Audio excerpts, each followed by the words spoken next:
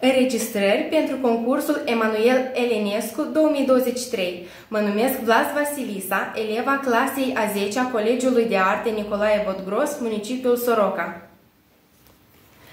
Șază-ți verdiș-un dudău, șam-ză-ți verdiș-un dudău, ieși-ndea la mogilău, măi. S-a aflat un codrenaș, s-a aflat un codrenaș, pune pază, nu omoară, pișocoi mi bag în boală.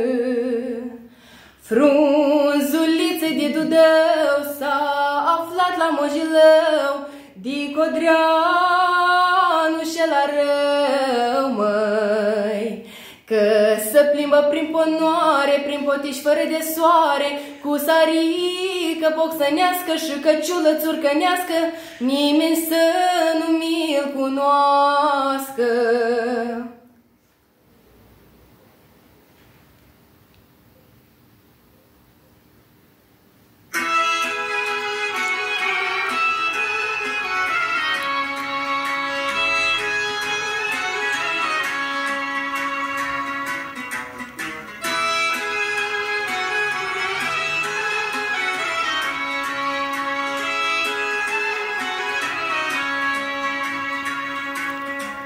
Nistrule, apă vioară,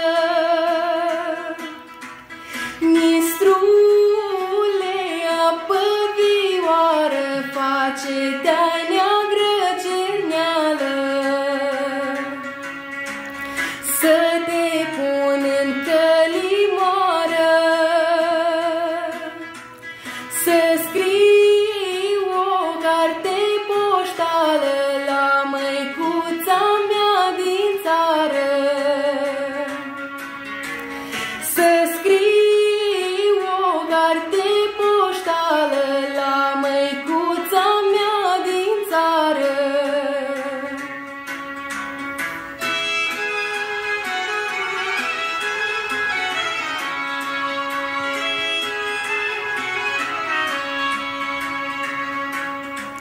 Nistrule cu apă rece,